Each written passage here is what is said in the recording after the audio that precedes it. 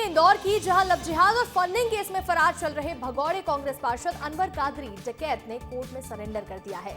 इस डकैत को पिछले 2 महीने से इंदौर पुलिस सरगर्मी से तलाश कर रही थी और इस पर आरोप है कि कांग्रेस का ये पार्षद हिंदू युवतियों को फंसाने के लिए मुस्लिम युवकों को फंड दिया करता था। इस अपराधी पार्षद पर एक नहीं बल्कि दर्जन भर से ज्यादा केसेस भी दर्ज हैं। पुलिस को कोर्ट से कादरी की 5 दिन की रिमांड मिली है और पुलिस हिरासत में इस डकैत के कुछ और राज भी खुलेंगे। आपको ये रिपोर्ट दिखाते हैं।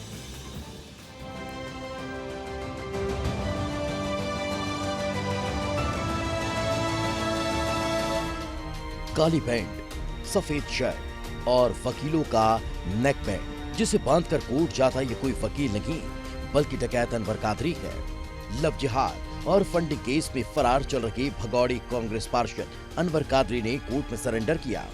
पिछले 2 महीने से इंदौर पुलिस को डकैत की सरगर्मी से तलाश थी, जो हिंदू युवतियों को फंसाने के लिए मुस्लिम युवकों को फंडिंग करता था। भगौड़े पार्षद पर पुलिस ने 40,000 रुपए का इनाम रखा था। इस डकैत पर एक नहीं 1 दर्जन से ज्यादा केस दर्ज हैं। पुलिस को कादरी की 5 दिन की रिमांड मिली है।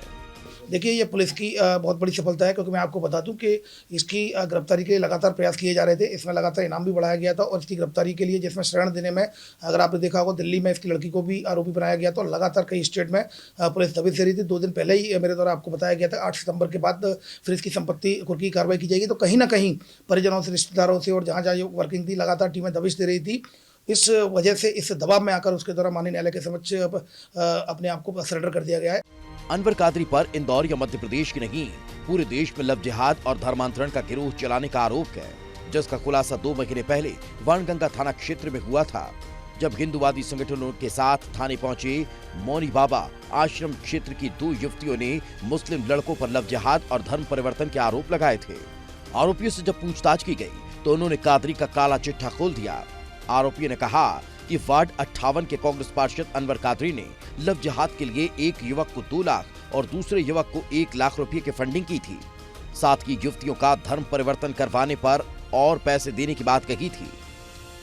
ये काला चिट्ठा खुलने के बाद से अनवर कादरी फरार था। यहां से एक-एक कर उसके काले कारनामे सामने आते हैं।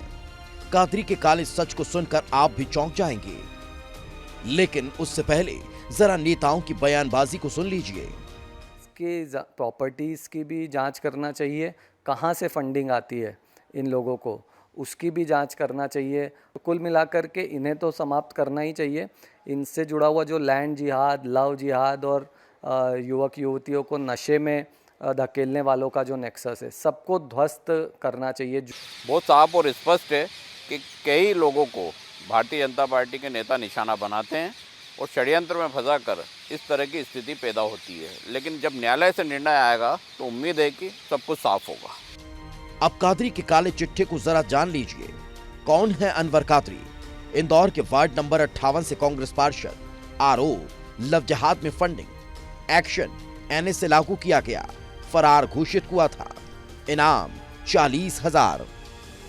आपराधिक पृष्ठभूमि धर्मांतरण की फंडिंग, संगठित गिरोह चलाना, हत्या, जानलेवा हमला, डकैती, अवैध हथियार रखना, जमीन कब्जा करना, धमकी।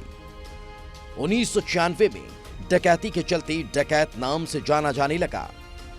हिमाकत की हद हो गई थी, लेकिन कहते हैं कि हर अपराधी का अंत निश्चित है। भोपाल में मछली परिवार के खिलाफ एक्शन इसका जीता जागता सबूत है, जहां काली कमाई का साम्राज्य कैसे जमींदोज हो गया था। यह तैयारी इंदौर के अनवर कादरी के खिलाफ होने वाली थी। इसी डर के मारे डकैत ने कोर्ट में जाकर सरेंडर कर दिया।